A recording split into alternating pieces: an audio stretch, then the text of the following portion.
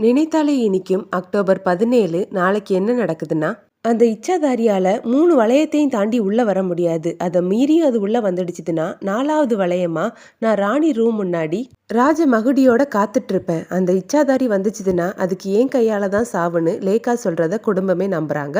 அதே நேரம் லேக்கா தமன்னா கிட்டயும் ரகுவரன் கிட்டயும் சர்ப்பதோஷ காலம் ஆரம்பிச்சதுமே நான் ராணியை கொன்னுடுவேன்னு சொல்றாங்க. அந்த இச்சாதாரியால வீட்டுல இருக்கக்கூடியவங்க உருவத்துல வேணாலும் வீட்டுக்குள்ள வந்துட முடியும்னு சொல்லி சித்தார்த் எல்லார் கையிலையும் ஏஐ டேக மாட்டி விடுறாரு. ராணி அவங்களோட குழந்தைய நினைச்சு வருத்தப்பட சித்தார்த் அவங்கள சமாதானப்படுத்துறாரு. நீ எதை நினைச்சும் கவலைப்படாத ராணி, என் உயிரை கொடுத்தாவது உன்னை நான் காப்பாத்திருவேன்னு சொல்ல எனக்கு தெரியும்யா. ஆனா ஒரு விஷயத்த நீ தெரிஞ்சுக்கணும்னு சொல்லி இச்சாதாரி சம்பந்தப்பட்ட ஒரு புக்கை எடுத்து சித்தார்த் கிட்ட கொடுக்க சித்தார்த்தும் பாக்குறாரு. அடுத்த சீன்ல தர்ஷினி ராணி ரூம்ல படுத்து கிடக்குறாங்க. உள்ள படுத்து கிடக்கிறது ராணின்னு நினைச்சிட்டு லேக்கா பாம்பு உருவத்துல உள்ள போறாங்க.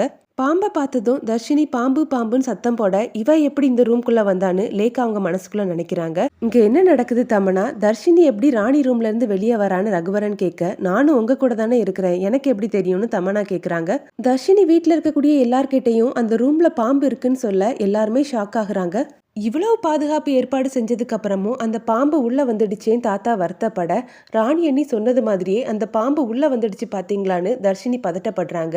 நீ எப்படி தர்ஷினி அந்த ரூம்குள்ள போனேன்னு லேக்கா கேட்க, என்னங்க நீங்க ராணி அண்ணி ரூம்ல அந்த பாம்பு இருக்குதுன்னு சொல்றேன், அந்த பாம்பை நீங்க மகுடி வச்சு பிடிக்கிறத விட்டுட்டு என்கிட்ட வந்து கேள்வி கேட்குறீங்கன்னு தர்ஷினி கோவப்பட இந்த எபிசோட் ப்ரோமோ முடியுது.